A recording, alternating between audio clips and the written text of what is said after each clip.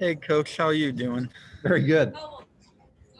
Awesome. So my first question for you is, can I just get some general comments on how you felt tonight's game went?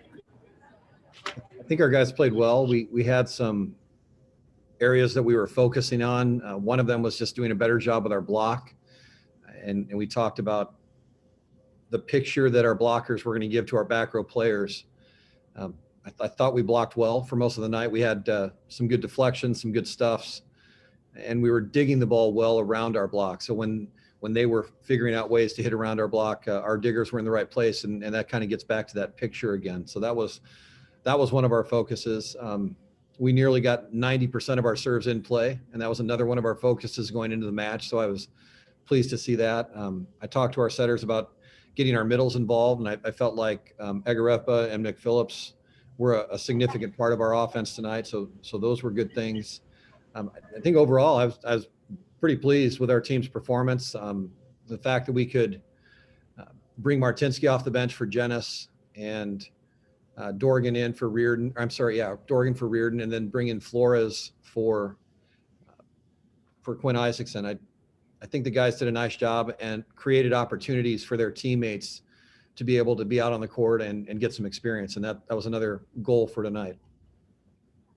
And I know most of the sets were fairly close early on, but you guys pulled away a lot later on. Would you say your team's performance is sort of the ideal performance you expect from them each night, or do you see more to be desired?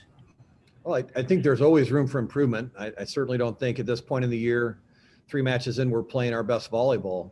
But we did a good job learning our opponent tonight, improving as the match went along, and I'm pleased with the guys' effort. And a couple of quick questions about Bryce. How did you feel like his performance was tonight? Obviously, this is only his third game of his career, first home game on the floor, but he set a team high in kills. Well, Bryce, when you look at his statistics tonight, he passed a lot of balls, and I think he passed balls well. You know, our statistical system, I'll give you a little bit of my soapbox, but we really don't do a good job in the NCAA defining on the stat sheet that we give to media or even that we provide to the teams how well somebody passes. It's either they pass the ball and play continued, or they pass the ball and the play ended. It was a great pass or a good enough pass or a horrible pass. But I know in the stats that we keep on our bench and the stats that another service provides to us, we're going to look at tonight's match, and Bryce passed the ball well. He blocked well. He was our leading blocker, and he was our leading point scorer. He was our leading kill getter. So Bryce played a really solid match all the way around. And when we talk to our left sides about what they have to do to be successful, and I think we even may have talked about this in one of our interviews, left sides, they have to do it all. They have to serve, pass, block, dig, attack. You know, there's no area of their game that can be a weakness. And Bryce played a really good and solid all around left side game tonight. Was his performance tonight kind of like what you saw in him when you first recruited him? Well, I think anybody that we bring to Ball State to play men's volleyball, we expect a performance like Bryce Barrett put in tonight. I mean, those are the types of players that we're trying to bring to our university to represent our program. Bryce, we saw him as we were recruiting him play in national championship matches in his junior years. We saw him play against the best players from all over the country and be very successful himself, and then play with a group of players from his area in Wisconsin that were also just highly successful. So I think the experience that Bryce brought with him prepared him, or at least gave him an opportunity to sense what a major collegiate match feels like. And so he's got some good experience and skills coming in, and it's just nice to see him take advantage of that, be able to relax and play a good match tonight here in Worthing Arena against Lincoln Memorial. And about going back to Lincoln Memorial, what did you see room for improvement going into tomorrow night's game or match? Well, I think one of the biggest things is our guys need to realize we played a good match tonight and we had good focus from start to the finish. But that doesn't mean anything tomorrow. And we've got to start over again tomorrow night against Lincoln Memorial. I would expect they're going to come in motivated to play better than they played tonight, to correct some of the things that went wrong for them. I would expect them to pass a little bit better tomorrow night, to be more comfortable in our gym. Our gym is an overwhelming space.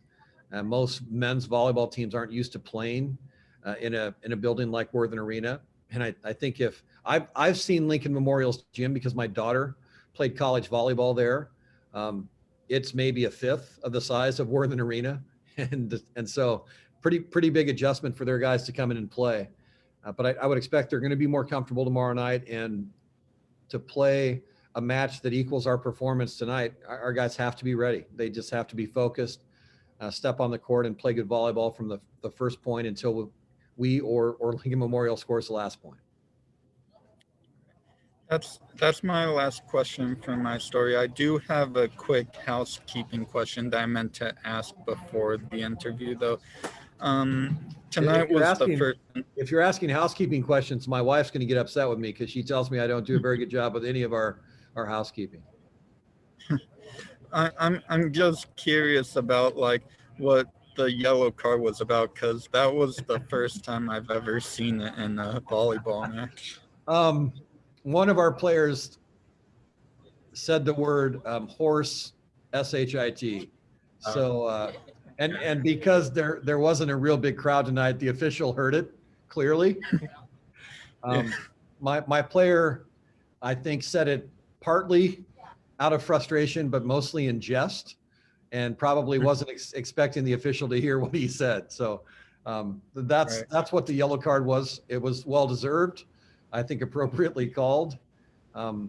We get a warning in that moment. If there's another situation beyond that, whether it's the same player, another player, or anybody from my coaching staff, then at that time it would result in a point for the other team.